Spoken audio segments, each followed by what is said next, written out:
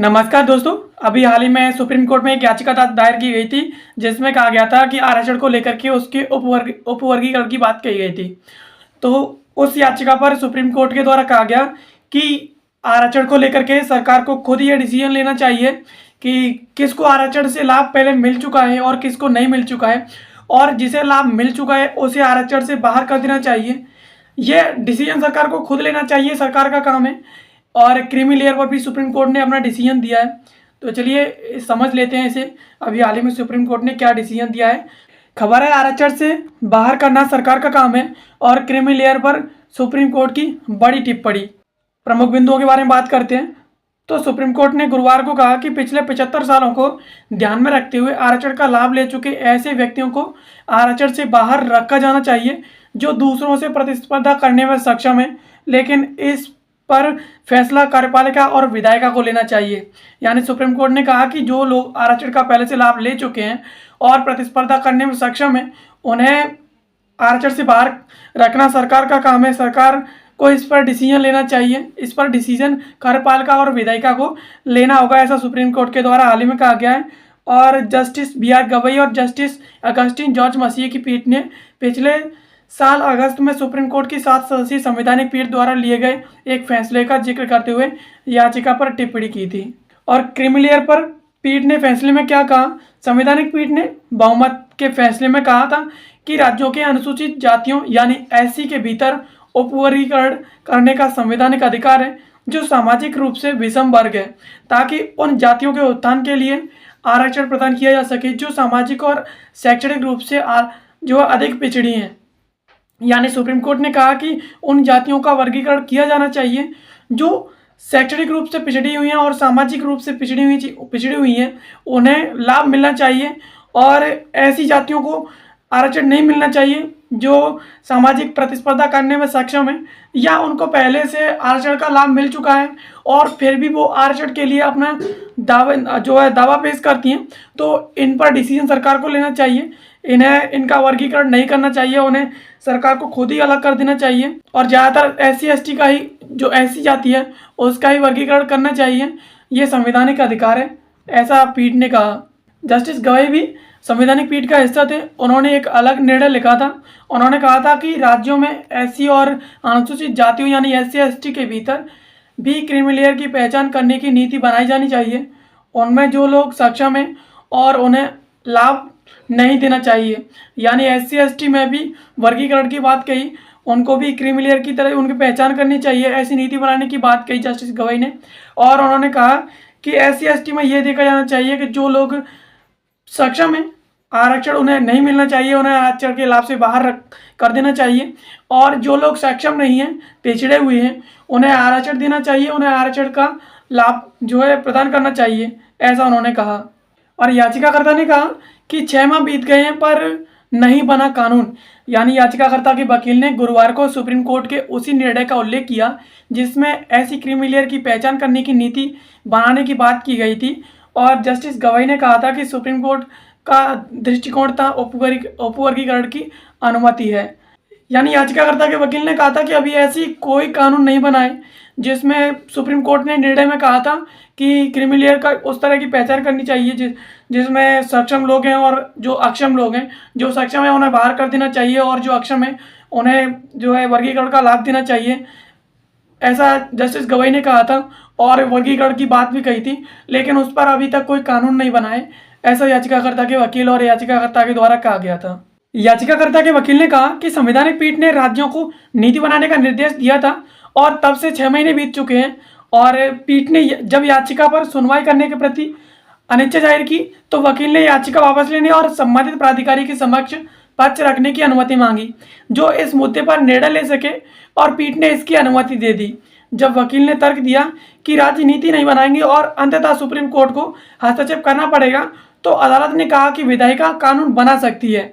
यानी supreme court ने कानून बनाने की पहले बात कही थी और उस पर कानून सरकार के द्वारा नहीं बनाई गई, तो याचिका दायर की। तो याचिकाकर्ता ने ये बात दोबारा से सुप्रीम कोर्ट में कही, तो सुप्रीम कोर्ट ने याचिका पर सुनवाई करने पर अनिच्छा जाहिर की। और वकील ने कहा कि ऐसा करते हैं, हम याचिका को वापस ले लेते हैं और जो संबंधित प्राधिकारी है उसके समक्ष पक्ष रखने की अनुमति उन्होंने मांगी, तो कोर्ट ने अनुमति दे दी। और कोर्ट ने कहा कि इस पर कानून बनाने का अधिकार है वो विधायिका को है और विधायिका इस पर कानून बनाएगी, और अगर विधायिका ऐसा नहीं करती है तो सुप्रीम कोर्ट को इसमें हस्तक्षेप करना पड़ेगा। 20 साल पुराने मामले में बनाई व्यवस्था गलत है, यानी सुप्रीम कोर्ट की 7 सदस्यीय पीठ ने 1 अगस्त को 6-1 के बहुमत से दिए गए फैसले में कहा था कि SC/ST वर्ग के ज़्यादा ज़रूरतमंदों को आरक्षण का लाभ देने के लिए राज्य SC/ST वर्ग में उपवर्गीकरण कर सकते हैं। यानी जो SC/ST में जो आर्थिक रूप से पिछड़े हैं, सामाजिक रूप से जो पिछड़े हैं और जो सक्षम हैं, किसी तरह से पिछड़े नहीं हैं, उनका वर्गीकरण करना चाहिए और उस हिसाब से उनको लाभ देना चाहिए। और सुप्रीम कोर्ट ने 20 साल पुराने 5 न्यायाधीशों के EV चिनैया 2004 मामले में दी व्यवस्था को गलत ठहरा दिया। यानी 20 साल पुराने जो मामला था EV चिनैया का, उसमें सुप्रीम कोर्ट ने जो फैसला दिया था उसे गलत ठहरा दिया। EV चिनैया फैसले में 5 न्यायाधीशों ने कहा था कि SC/ST एक समान समूह वर्ग है और उसका उपवर्गीकरण नहीं हो सकता। यानी EV चिनैया मामले में सरकार ने, जो सुप्रीम कोर्ट ने कहा था कि SC/ST का वर्गीकरण नहीं किया जा सकता, लेकिन अभी हाल ही में जो फैसला सुनाया गया उसमें कहा गया कि SC/ST का वर्गीकरण किया जा सकता है, क्योंकि SC/ST में भी कुछ ऐसे वंचित वर्ग हैं, ऐसे वंचित लोग हैं जिन्हें जो सक्षम नहीं है आर्थिक रूप से, सामाजिक रूप से और पूरी तरह से पिछड़े हुए हैं, उन्हें सहायता की ज़रूरत है, उन्हें आरक्षण की ज़रूरत है, तो उसका वर्गीकरण करके उस आधार पर उन्हें जो आरक्षण दिया जाना चाहिए।